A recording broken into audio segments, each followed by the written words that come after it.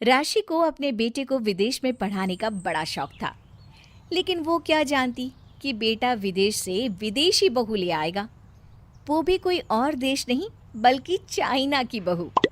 माँ, ये सांगसू है। क्या है बेटा? क्या है ये?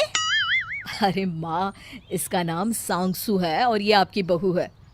अरे बेटा, इसका मैं क्या करूँगी? मेरे लिए तो ये किसी तोते से कम नहीं। ना मैं इसकी भाषा जानूँ ना ये मेरी। अरे तू इसे क्यों ले आया बेटा? अरे माँ, ये हिंदी समझ लेती है लेकिन बोल नहीं पाती। आप इसे जो बोलेंगी ये समझ जाएगी। वैभव सांगसू की तरफ देख उसे माँ को नमस्ते करने के लिए कहता है। सांगसू थोड़ा सा झुककर राशि को चाइनीज स्टाइल में नमस्ते करती है। राशि भी झुक जाती है। सांगसू फिर झुकती है। माँ भी दोबारा झुकती है। सांगसू फिर झुकती है। माँ भी तिबारा झुकती है।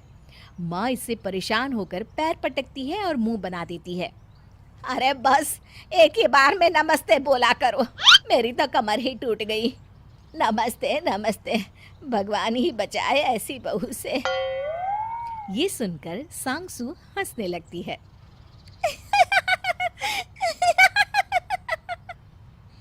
अगले दिन राशि खाने में रोटी बनाती है और सांगसू और वैभव को खाने को देती है, लेकिन तभी सांगसू खाना देखकर मुंह बनाने लगती है।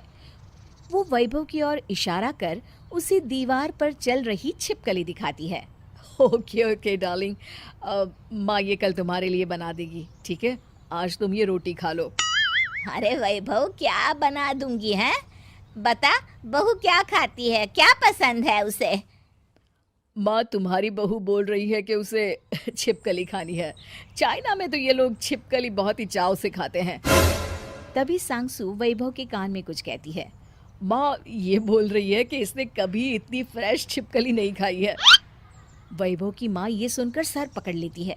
अरे बेटा, ये क्या बोल रहा है? छिपकली भी कोई खाने की चीज है?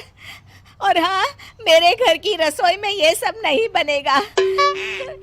वैसे और क्या शौक है बहू को, ये भी बता दे। कुछ नहीं माँ, ऐसे तो कोई शौक नहीं है सांगसू को, बस खाने पीने की शौकीन है। अगले दिन पूरे पड़ोस में बात फैल जाती है कि राशि की बहू चाइनीज है। फिर क्या था, मोहल्ले की औरतें इकट्ठा होकर आ जाती है राशि के घर और उससे कहती है। अरे बहन राशि, सुना है बहू लाई हो, और वो भी चाइनीज। अरे हाँ, मैं तो बुलाने ही वाली थी तुम लोगों को कि आओ और बहू को आशीर्वाद दे दो। अरे वो तो दे देंगे राशि, लेकिन ये तो बताओ खाती क्या है तुम्हारी बहू? सुना है चाइना में तो चिंपांजी और कुत्ता भी खाया जाता है। अरे नहीं राधा, ये सब तो कहने सुनने की बात है। हमारी बहू तो बड़ी ही संस्कारी और अपने भारतीय टाइप की है। हाँ, अरे बुलाओ बुलाओ, हम भी तो देखें नई नवेली बहू का मुंह। और हाँ, नाम क्या है तुम्हारी बहू का? राशि घबराते हुए कहती है। मेरी बहू का नाम सांगसू है। रुको बुलाती हूँ। सांगसू बेटा, जरा बाहर आना। देखो कौन आया है तुमसे मिलने। सांगसू बाहर नहीं निकलती। तभी राशि उन लोगों से कहती है। नई बहू है ना, शर्मा रही है। रुको मैं जोर से आवाज देकर बुलाती हूँ। अरे बेटा सांगसू, जरा बाहर तो आओ। तभी छोटी सी ड्रेस में कान में हेडफोन लगाकर सांगसू बाहर आती है, जिसे देख सारी औरतें हैरान हो जाती हैं।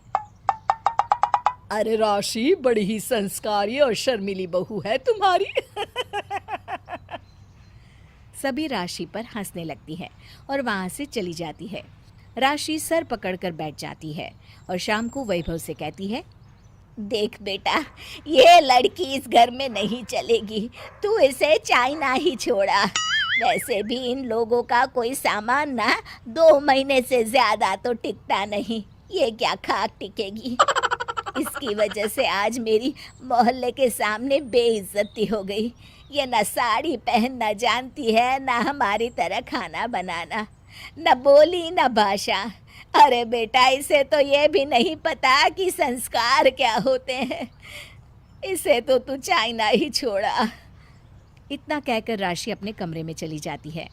राशि की सारी बात पास खड़ी सांगसु सुन रही होती है और अगले दिन सुबह सांगसु साड़ी पहनकर राशि को कमरे में चाय देती है और कहती है, गुड मॉर्निंग माँ, मैं आपके लिए चाय लाई हूँ।